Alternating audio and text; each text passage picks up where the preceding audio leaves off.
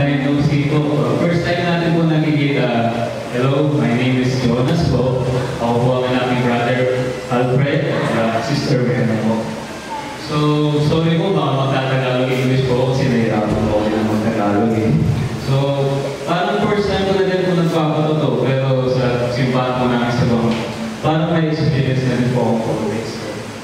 So, nung bata po ako, last time po pa na ay, pero naalala ko po nagsisipa na po ako nung, parang may memory na po ako nung mga 5 years old, 6 years old po ako. Yung nagsisipa ko para sa akin, parang nagsisipa lang ako kasi yung mga magulang ko nagsisipa. So, sumasama na lang po ako. Pero nung tumanda na po ako, yung po na lang po na parang yung feeling ko sa loob na yung nangyayari ko, hindi ko ma-describe, pero parang masaya po. Katulad lang po kanina, kumakanta po tayo, nag-worship po tayo, napapayak na po nga ako eh. Parang maganda po yung feeling na feeling ko. Tapos, nagpapasalamat po ako sa Panginoon kasi dami na akong blessings at opportunities binigay sa akin. So, nung bata pa nga po ako, nung mag-aaral lang na ako, yung tuition na ako, hindi po namin kaya bayaran, 500 pesos lang po yun. Pero nung nakapunta na po kami sa WAM, marami na pong oportunidad.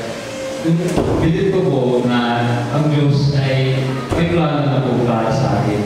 Pero that doesn't mean na hindi po natin, we don't work for it. Kailangan po din natin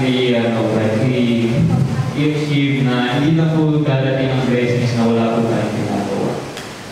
So, naalala ko pa po nun, nung bata pa po, si Papa po nagpabay lang, tapos nasakay lang po, ginagawa lang po ako sa eskwela. Ngayon, tingnan mo marami ang blessing na ngayon ako na po yung nadadala sa aral ko.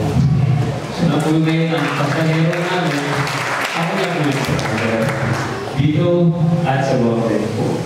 Tapos, nung nag-aaral po, libre na po yung tuition doon, wala na pong bayad. So, malaking bagay na po din sa pamilya namin yun. Makakakuha na po ako ng edukasyon ng maganda.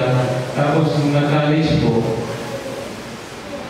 binigyan pa din po akong blessing na naging scholar po ako. So, binigyan din po akong talino ng Diyos and I praise Him for that. I'll always be grateful. I'll never forget that.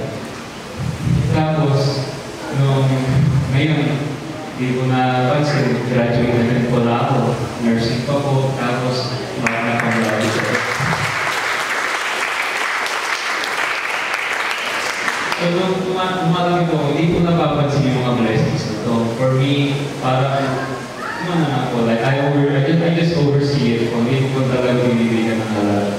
Pero nung tumanda na po ako, nung nag-mature na po siguro yung isip ko, doon ko na po napansin na marami po talagang blessings na provide sa akin ng Panginoon. So, katulad po nung sinasabi natin, God is good all the